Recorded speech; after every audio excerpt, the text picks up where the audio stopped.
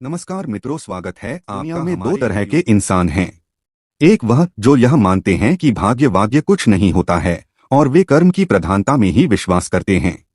दूसरे वे लोग हैं जो भाग्यवादी हैं, यानी उनका किस्मत पर पूरा भरोसा होता है। उनका दृढ़ विश्वास होता है कि जो भाग्य या किस्मत में लिखा है वह होकर ही रहेगा। अर्थात इंसान कर्म और भाग्य नाम की दो धुरियों में ही घूमता रहता है और अंततः दुनिया से विदा होकर चला जाता है।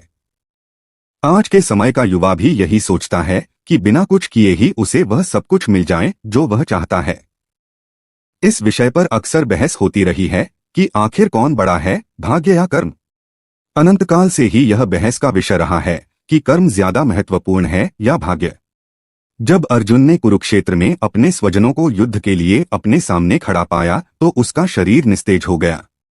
उसके हाथों से धनुष छूट गया और प्राणहीन मनुष्य के समान वह धरती पर गिर पड़ा। तब भगवान श्री कृष्ण ने उसे गीता के कर्म ज्ञान का उपदेश दिया। भगवद गीता में भगवान श्री कृष्ण भी अर्जुन से कर्म करने की ही बात कहते हैं। अर्जुन को कर्म करने का ही उपदेश देते हैं। श्री कृष्ण कहते हैं, हे अर्जुन, राज्य तुम्हारे भाग्य में है या नहीं ये तो बात की बात है, परंतु युद्ध तो तुम्हें पहले लड़ना ही होगा, कर्म तो तुम्हें करना ही होगा। गोस्वामी तुलसीदास जी ने भी श्री रामचरितमानस में कर्म की ही प्रधानता बताई है। गोस्वामी तुलसीदास कहते हैं, कर्म प्रधान विश्व करी राखा। अर्थात युग तो कर्म का ही है, प्रधानता तो कर्म की ही है। कर्म किए बिना कुछ भी संभव नहीं है। तो आइए अब उस कहानी की शुरुआत करते हैं जिसमें बहुत बड़ी शिक्षा छिपी हुई है। एक बार एक लड़का परेशान होकर घर के बाहर बैठा था। वह कोस रहा था कि मेरे पिता ने जो भी संपत्ति मेरे लिए छोड़ी थी वह अब खत्म हो गई है, अब मैं क्या करूं।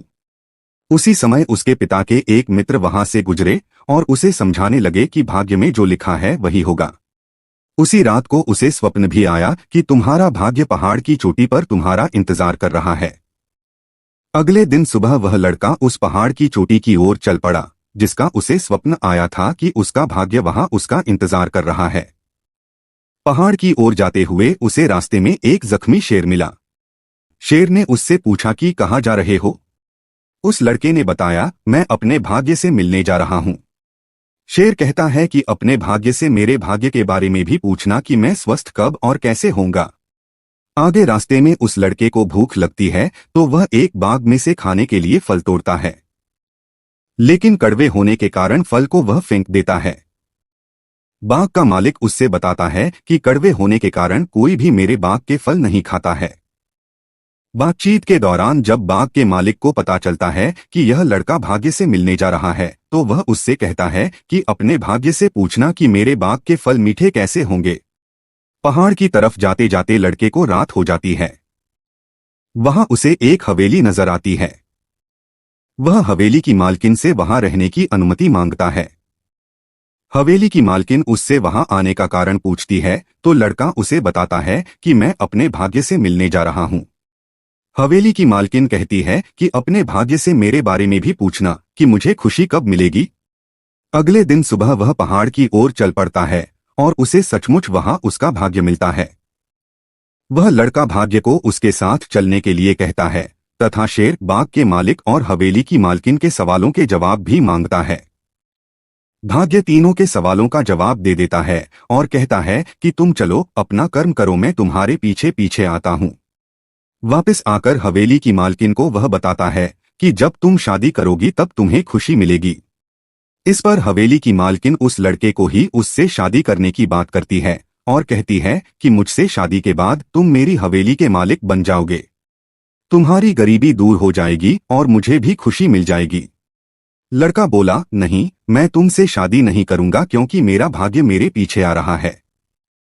मैं तुम्हारे साथ रहकर अपना भाग्य खराब नहीं कर सकता। आगे चलकर बाग के मालिक के सवाल के जवाब में उसने कहा कि भाग्य के अनुसार तुम्हारे बाग में जहां से पानी आता है वहां सोना दबा हुआ है, जिस कारण से बाग के फल कड़वे होते हैं। सोना हटाने के बाद बाग के फल मीठे हो जाएंगे। बाग का मालिक लड़के से कहता है कि मैं सोना खोद कर निकाल देता हूं। तुमने मुझे समस्या का समाधान बताया है, इसलिए सोना तुम ले जाओ।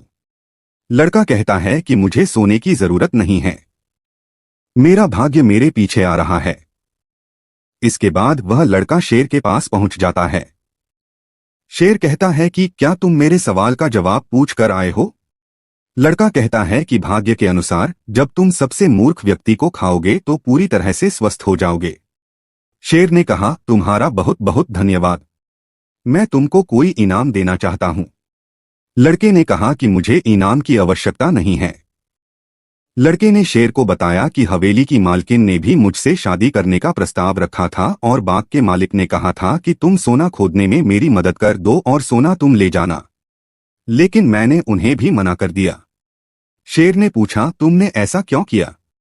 लड़के ने जवाब दिया कि मैंने उन सब से कहा कि मेरा भाग्य मेरे पीछे ही आ रहा है, इसलिए मुझे इसकी आवश्यकता नहीं है। लड़के का जवाब सुनकर शेर ने आव देखा ना ताव और उसी क्षण लड़के को खा गया। शेर ने कहा कि तुमसे बड़ा मूर्ख इंसान शायद मुझे कोई और नहीं मिलेगा, क्योंकि तुमने भाग्य के इंतजार में गरीबी दूर करने के दो अमूल्य अवसर खो दिए। अगर तुम दोनों जगह अपना कर्म करते तो तुम्हारा भाग्य तुम्हारे पीछे नहीं तुम्हारे साथ चल रहा होता। प्रिय दर्शकों, इस कहानी से हमें यह शिक्षा मिलती है कि हमें कभी भी केवल भाग्य के भरोसे नहीं बैठना चाहिए, बल्कि अपना कर्म भी ध्यान और ज्ञान में रखना चाहिए, क्योंकि भाग्य उन्हीं के साथ चलता है जो कर्मशील होते हैं। मित्रों, कमेंट में जय श्री कृष्ण अवश्य लिखें और वीडियो पसंद आई हो तो वीडियो को लाइक करें। धन्यवाद।